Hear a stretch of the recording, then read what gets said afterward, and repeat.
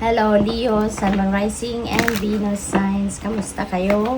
Sana po'y nasa mabuti kayong kalagayan. Welcome back po sa Star Tarot. Kung bago kayo dito, welcome din kayo. Thank you sa inyong support. I truly appreciate it. God bless you all. Leo, pauna mensahe ninyo, Queen of Pentacles. Ayan, so this is really beautiful energy pagdating sa pangkaperahang aspeto, no? Kasi this is a very abundant and prosperous energy.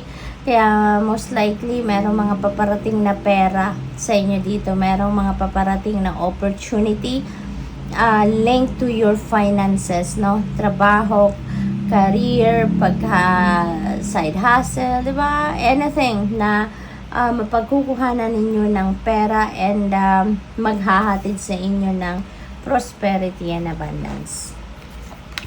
We have 7 of Pentacles. You are waiting for the fruit of your labor. Dito, Leo. Siguro meron na kayong hinihintay na success dito. You're just waiting for the right timing, no? Na dumating ang ano ninyo, dumating ang fruit of your labor ninyo, dumating ang swerte ninyo, dumating na yung bunga ng inyong pagsisikap. That is what you are waiting for, no? But antay-antay lang, no? Huwag kayong mabagot, huwag kayong maburyo, huwag kayong magmadali, no? Just practice more patience kasi 'di ba, lahat naman ng bagay happens in divine order and timing. Okay? Hindi nangyayari mga bagay in an instant na gustuhin natin, or not even in the form na gusto natin, diba? Sometimes, kung ano ang best talaga sa atin, yun ang binibigay sa atin. May mga dumadating na hindi yun ang gusto natin, but it is for our best interest, kaya yun ang binibigay sa atin. We have the Magician, napakagandang energy nito. This is manifestation energy, kaya siguro nare-recognize na ninyo sa ngayon, Leo, na kung ano yung mga kakailanganin ninyo para ma-carry out ninyo kung ano man yung mga gusto ninyong gawin, kung ano man yung mga gusto ninyong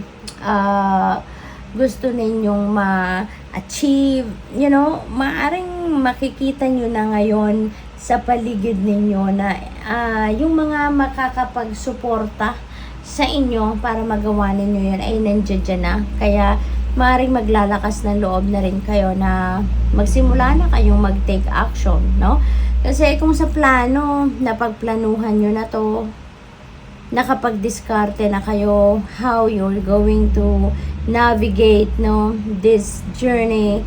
Pero yun nga lang, siguro in the past nagpa-procrastinate kayo kasi baka yung kakailanganin ninyo kulang pa or wala pa. Pero ngayon, siguro mararecognize na ninyo sa paligid ninyo na everything is falling into its right place na.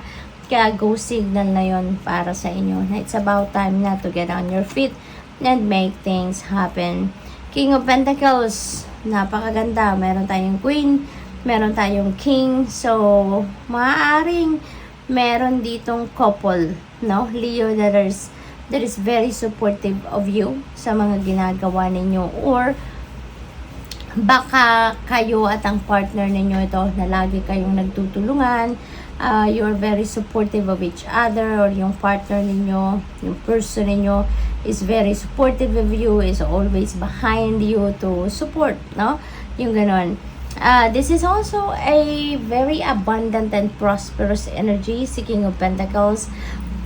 This signifies that you are already on a tugatog ng tagumpay, na sa pinnacle of success na ang karamihan sa inyo dito, Leo.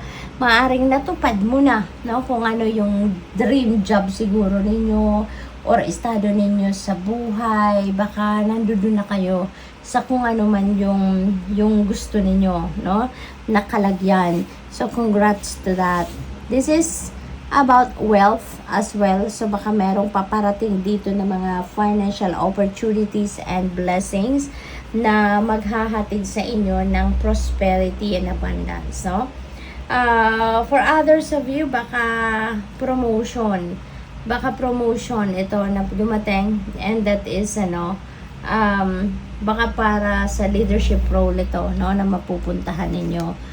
We have lovers. Yan. So, maybe focused kayo sa love life sa ngayon.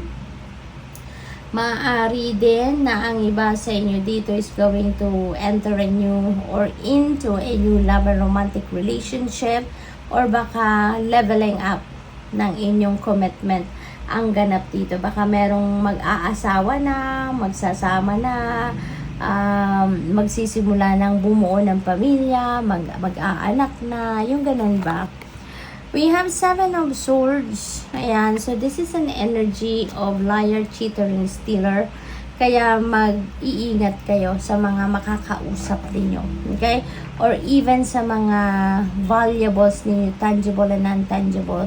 Kasi you never know kung sino dito yung mga mambubudol, manluloko, magnanakaw na nasa paligid ninyo. Kaya be cautious, no, of every move na gagawin ninyo. Do not trust, no, people around you 100%. Lagi kayong makikiramdam, lagi kayong bukas ang inyong mga mata at tenga at makiramdam kayo, no? Kasi hindi lahat ng nasa paligid ninyo ay mapagkakatiwalaan ninyo sa ngayon. We have Knight of Wands, busy si Leo. Marami kayong ginagawa, marami kayong pinagkakaabalahan. This is also about travel. So most likely, ang iba sa inyo dito, Leo, is busy traveling, driving, yung ganon, ano. At always use your intuition, okay? Huwag kayong basta-bastang magdedesisyon about something na hindi ninyo pinag-isipan or hindi kayo nakinig sa inyong intuition, okay? Kasi baka meron ditong mga recklessness, meron ditong mga masyadong nagmamadali ang energy ng iba sa inyo, kaya kahit ganun pa man, ano, para makasiguro kayo na you are still on the right path, make sure that you listen to your intuition, kasi lagi kayong dadalhin yan sa tamang direction. 10 of Cups, Leo, napakaganda. This could be a dream come true para sa'yo, na magkaroon kayo ng isang masayang pamilya, harmonious and loving relationships sa bawat isang sa miyembro ng inyong pamilya. Masaya, contented, no?